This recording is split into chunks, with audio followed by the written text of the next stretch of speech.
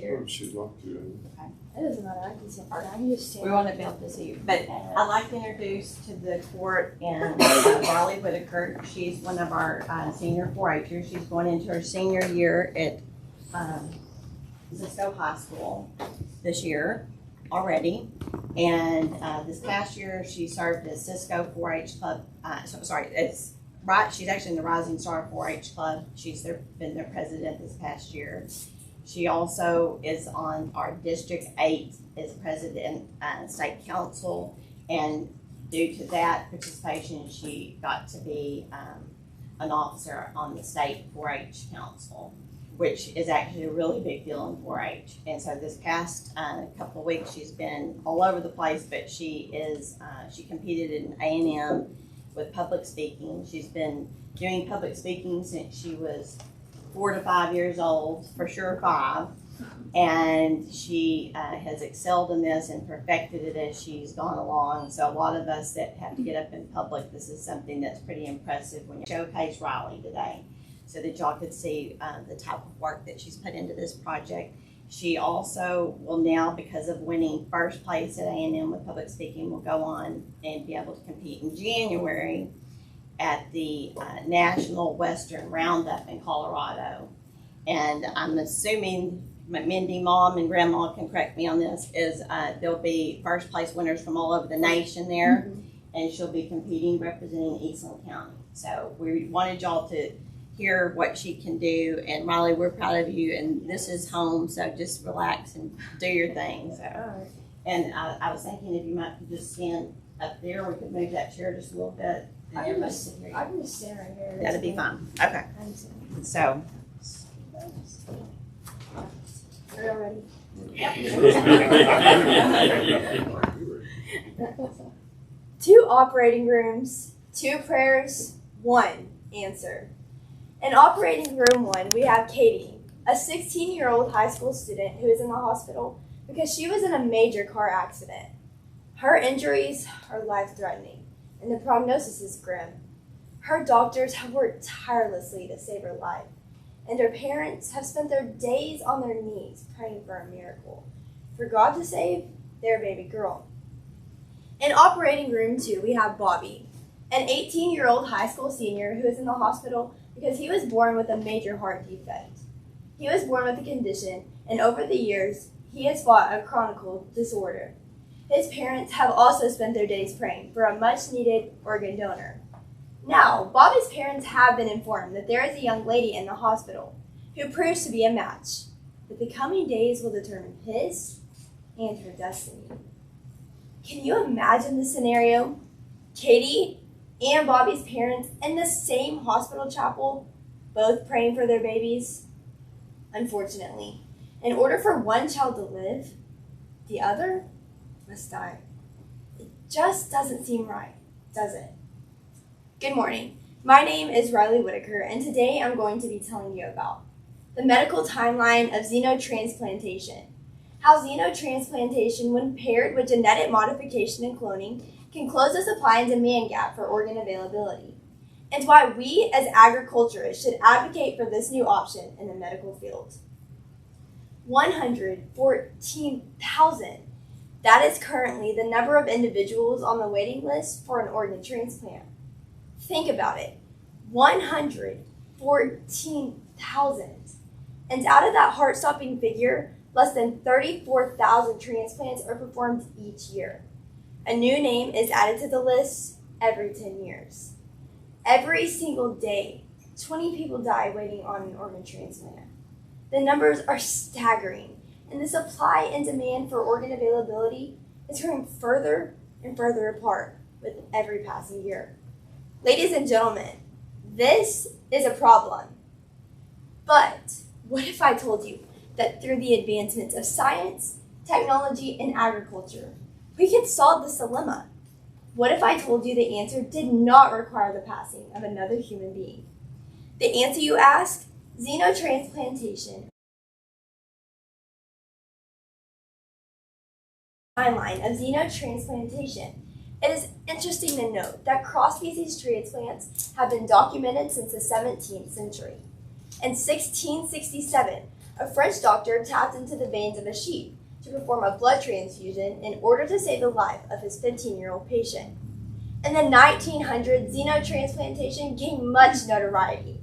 In 1964, a surgeon transplanted a chimpanzee kidney into a patient who lived 9 months with the help of immunosuppressant drugs. In 1984, Dr. Leonard Bailey transplanted a baboon heart into baby Faye, an infant who was born with a poorly developed heart. The most exciting advancement comes from a Boston-based company called Xenotherapeutics. In 2018, the FDA gave Xenotherapeutics the green light to proceed with the very first human clinical trial, in which genetically engineered porcine skin would be used to treat severe burn victims in the Massachusetts General Hospital. Although this trial is still ongoing, November 2022 preliminary results are promising. Thus far, 0 patients have shown adverse effects, and there are no distinguishable differences between the human and porcine skin. Now, you may be asking yourselves, why Xenotherapeutics decided to use porcine skin as opposed to other animals? The use of pigs as preferred models for research, development, and surgical practice is common because the porcine genome and physical structure is most like that of humans. And this brings me to my second point. When xenotransplantation is paired with genetic modification and cloning, the possibilities are endless. We as humans, and specifically Bobby, in the scenario I have presented to you today, are in dire need of an answer when human organs are not available. The answer may be closer than we can even imagine. Step 1 in this process is genetic modification. Genetic modification, in simple terms, is the alteration of the genome or genetic makeup of an animal. In this case, scientists are able to remove strands of DNA that could potentially cause diseases or rejection issues. In essence, the genome is tweaked or altered in order to create the perfect model that would be suitable for xenotransplantation. Step 2 is cloning. According to Transover Genetics, a clone is a genetic twin to an existing animal just born at a different location and time. Now, the exact process of cloning gets a bit more involved. The first step is to collect the tissue sample from a donor animal. This is as simple as taking a notch out of an ear. Then the cells from the donor tissue are allowed to grow and then fuse together with an oocyte that has had the nucleus removed. The resulting embryos are then transferred into a recipient mother. Afterwards, a normal pregnancy ensues. Cloning allows us to mass produce the perfect model over and over in order to close the enormous supply and demand gap for organ availability. Imagine having enough animal organs available so that there is never a shortage.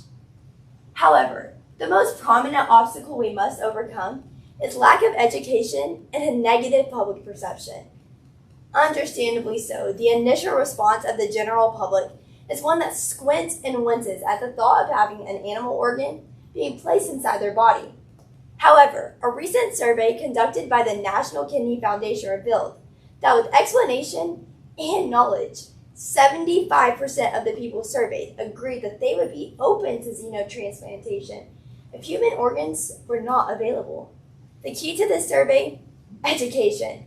So it is up to us as agriculturists and supporters of the greatest industry in the world to provide options, knowledge, and a positive perception for the work being done in the field of agricultural biotechnology. So join me in advocating for this cause so that it may be presented as an option one day for those who need it most. As I close, I would like to venture back to the story I told you earlier of the 2 teenagers, Katie and Bobby. I told you that in order for one child to live, the other must die. As Katie and Bobby's parents are praying, do you ever think they considered the answer to their problem to be a farm animal? Probably not. However, through the advancements of science, technology, and agriculture, stories such as the one I shared with you today could be obsolete in a few short years.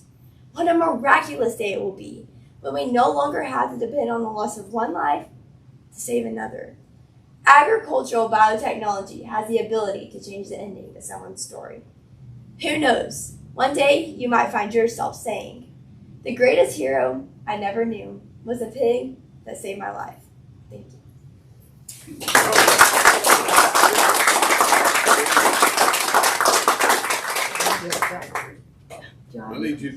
need you to come back in about 4 years and have me run for county judge. Because you sound a whole lot better than I ever did. You guys must be so proud. I mean, we're proud of you as a community. Thank you. We wish you the best of luck in January. Yes, Is that sir. what we said? Yes, sir. Outstanding. Thank you. Do you have any questions?